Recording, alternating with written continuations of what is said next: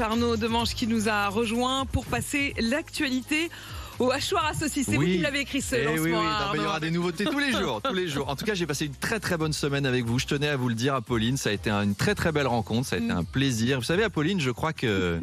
Destinés, on était tous les deux destinés. Ah oui, ça va encore faire jaser en commentaire Facebook. Mais non, merci pour l'accueil. Ça a été un très très bon moment.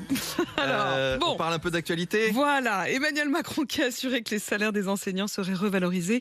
Le salaire d'un débutant sera au minimum de 2 000 € par mois. Ouais, tout cet argent, tout ce pognon, c'est juste au moment où on s'apprête à interdire les piscines et les jets privés, c'est quand même ballot.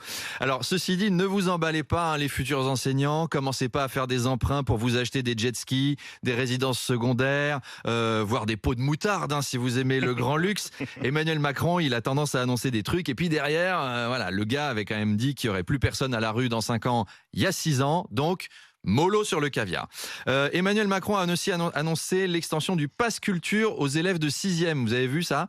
Bon, c'est sympa, toutes ces annonces, je dis pas, mais j'avoue, j'attendais un truc sur la précarité étudiante. À titre de comparaison, le président américain, Joe Biden, je l'appelle Joe Joe parce qu'il tremble tellement, le pauvre vieux, on dirait un guitariste des Gypsy Kings, il est là.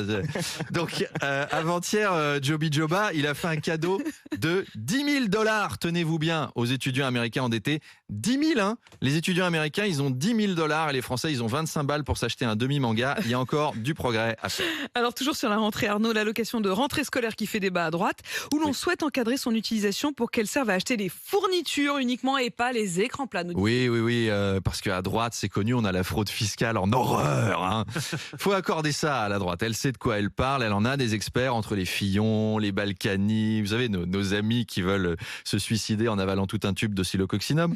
Alors, il est temps de tordre le cou à ce mythe. Non, les pauvres n'achètent pas d'écran plat avec leurs allocations. Ils achètent de l'alcool, évidemment. Non, je plaisante quand même. D'une façon générale, les stats sont formels. Ça n'existe quasiment pas. Les gens qui utilisent les allocations familiales pour acheter des écrans plats.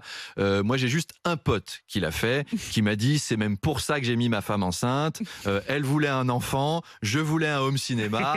On a pu s'entendre. Merci la CAF. Efficace, c'est pas cher, c'est la CAF que je préfère, c'est la CAF, j'ai des potes gonflés.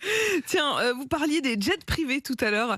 Un reportage de France 3 Bourgogne nous a appris que les vols privés représentent 60% du chiffre d'affaires de l'aéroport de Dijon. Ouais, on n'aurait pas cru, mais voilà, la destination qui fait kiffer les milliardaires. C'est Dijon, les amis, c'est the place to be. Bon, normal, Dijon, c'est la moutarde, c'est le nouveau caviar. Il n'y a que Maille qui rapporte de la maille. Booba serait en train de réfléchir à quitter Miami pour Dijon. W9 va lancer les ch'tis et les Marseillais à Dijon. Prochaines vacances avec Charles, jacuzzi à Dijon, à la Toussaint, on se fait ça? Oui, avec plaisir. La ville va être...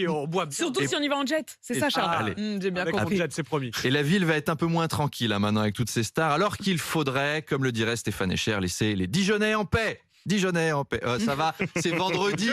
On peut faire un jeu de mots pourri ou pas? C'est la fin de la semaine, on se détend. Et puis Arnaud, on termine avec une nouvelle scientifique. En Suède, des aveugles ont retrouvé la vue grâce à un implant. Un implant, oui. Conçu avec des cellules de peau de cochon. Ouais, c'est vrai, c'est épatant ce truc-là. Alors, si vous avez des problèmes de vue, inutile de vous frotter les yeux avec des rondelles de Justin Bridou. C'est un peu plus compliqué que ça, mais c'est formidable le porc. Vous vous souvenez, il y a déjà un gars qui s'était fait greffer un cœur de porc. Pas PPDA, un vrai, je veux dire, si ça se trouve, c'est ça le futur. Vous imaginez? Docteur Ross, on a un patient qui a une cirrhose, c'est affreux. Merde, il va falloir greffer. Appelez le charcutier. Bonjour.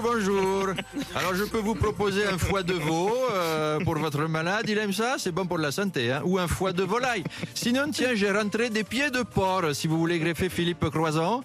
Bon, je vous laisse. J'ai Nabila qui veut se faire refaire les seins. Il faut que je passe chez Fleury Nichon. C'est beau la science, c'est beau la science. Bon, allez, à la semaine prochaine. Je reviens lundi, Apolline. Parce que...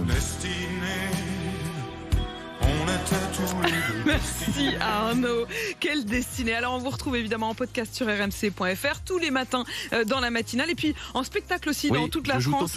Bah oui, à Auray, à Bordeaux, à Lille, à Angoulême, à Marseille, toutes les dates sont sur votre page Facebook. J'en profite donc pour vous faire un peu de pub Arnaud. Merci beaucoup. Et à lundi. Et bon week-end.